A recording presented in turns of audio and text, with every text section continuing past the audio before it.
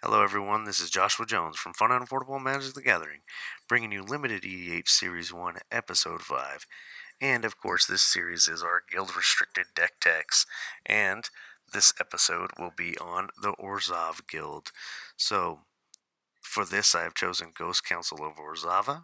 For a white, black, you get a legendary creature spirit, 4/4, that says when Ghost Council of Orzhova enters the battlefield, target opponent loses 1 life and you gain 1 life. You can also pay 1, sacrifice a creature, exile Ghost Council of Orzhova, return it to the battlefield under its owner's control at the beginning of the next end step. So that's what we like to call Flicker.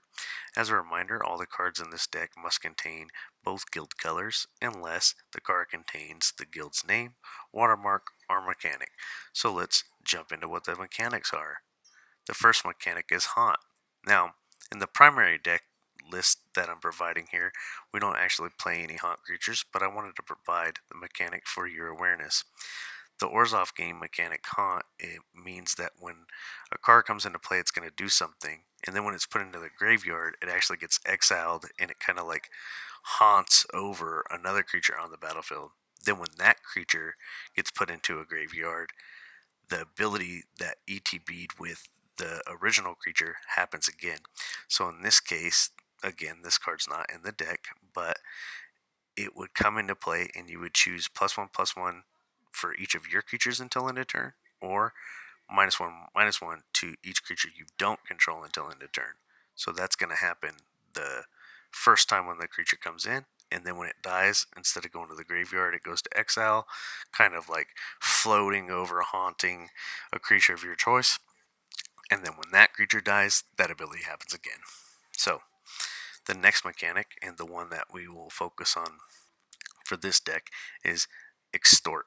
So Crypt Gas, Treasury Thrall, Pontiff of Blight, Thrall Parasite all have extort on them. And what extort is whenever you cast a spell, you may pay white or black, a hybrid white-black.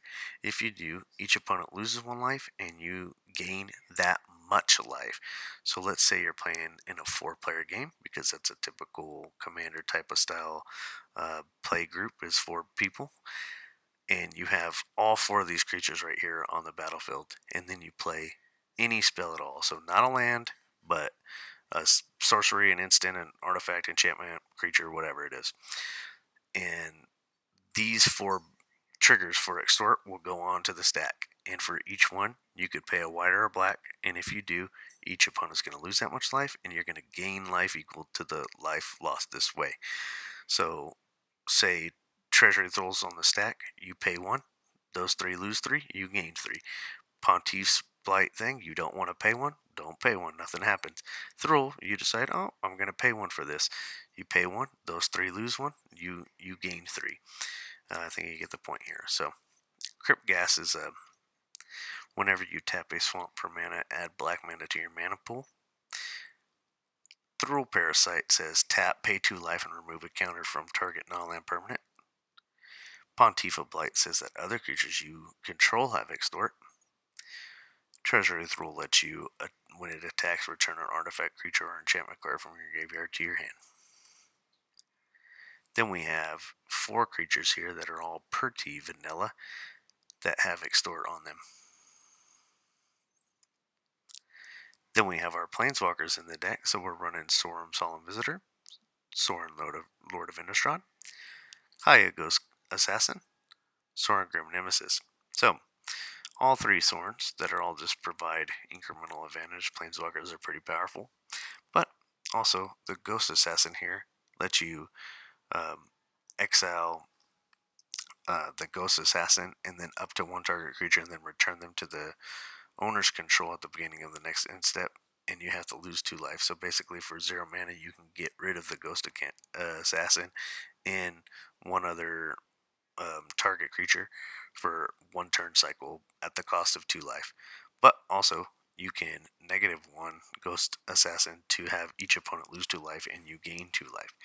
And then you can also -2, each opponent discards a card and you draw a card. So with Orzhov, pretty much anything that says draw a card on it, you kind of want to snag up really quick when you're playing a guild restricted deck, because the deck is really good at removing stuff, but not too great at card advantage. You have to get the Eternal Witness type advantage by bringing stuff back from your graveyard or hand attacks on your opponents to make them discard cards, which puts you up on cards.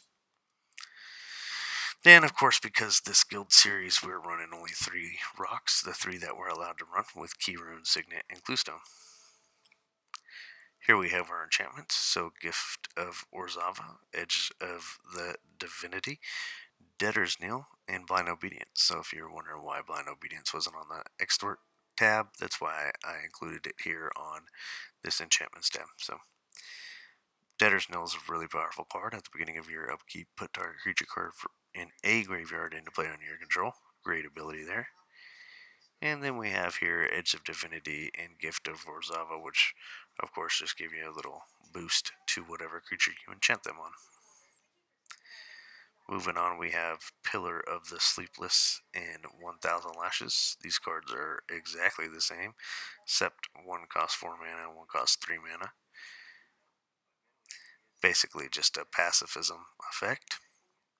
Then we have Necromancer's Covenant Hidden Stockpile, so just give some extra advantage. Basically, whenever you play Necromancer's Covenant, it's going to exile all creature cards from one of your opponent's graveyards, and you get that many 2/2s, and then your 2/2 zombies have lifelink. And then Hidden Stockpile I like because you can pay 1 and sacrifice a creature 1 time to scry, and then every turn after that, you could pay 1 to sacrifice a 1/1 that you get from doing that the first time in scry. So basically, you pay 1 mana to control your draws every turn while leaving up a chump blocker if you need it just to like save your life. Here we have our removal suite. So Orzhov is really great at removing stuff. We have Harsh Sustenance, Death Grasp, Mortify, and Deathbringer Liege. So the 2 on the left here we have that gain you some life while dealing X amount of damage depending on the creatures you have or the amount of mana you put into it. Then on the right here we have some destroy effects. So we have destroy target creature or enchantment and mortify. Then we have Deathbringer Liege, which is going to give all your white and black creatures a +1/+1/+1/+1 boost. And then it also says that whenever you play a white spell, you may tap target creature, and whenever you play a black spell, you may destroy target tapped creature if it's tapped. So pretty much, if more Deathbringer Liege is on the battlefield, almost every card you play in the deck is going to make you be able to tap down a creature and then destroy it. Really powerful there.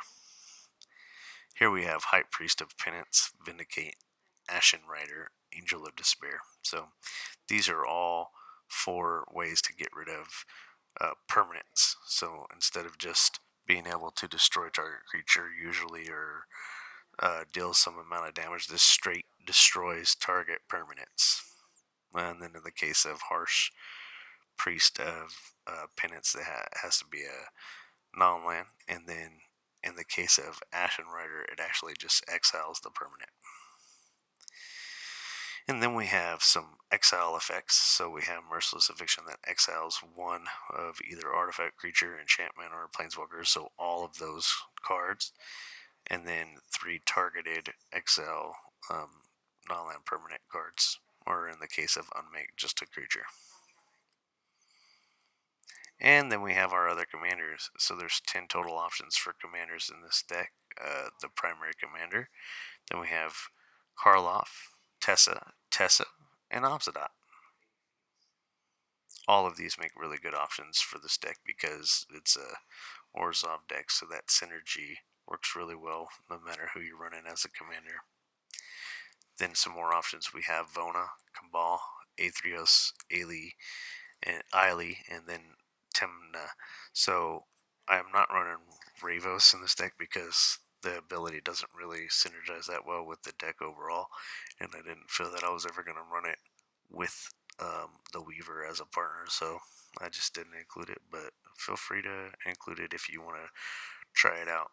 I think all 5 of these alternate commanders are just really good, solid options to run anytime you feel like switching it up, and they also just work well in the deck themselves. Then we're moving on to the lands here. So we're running 15 plains and 15 swamps. Then we run, not sure, X amount of other non-basic lands, but nothing to really gawk at. I do believe we're running 40 lands in total, so the rest of the lands should just be 10 non-basics. Here's a visual view of the deck. Yes, I was correct. It is 40 lands total. So you could just take a second here to get a kind of nice visual on it. But 4 planeswalkers, 8 instants, 6 sorceries. We're only running 8 enchantments, but it includes Aetherios as an enchantment for some reason. Then 30 creatures, 3 artifacts, and 40 lands. And here you can see the deck list in a whole.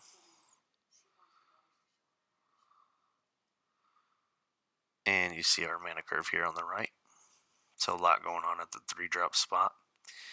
Not much going on, only about half of what's going on at 3 at the 4-drop slot, but we're guaranteed a 4-drop because that's our primary commander. And then also not a lot going on at 6, but again, if our commander dies, then we'll have something for guaranteed for 6 as well. And if you want to check out this deck, it's 839558 on mtggoldfish.com.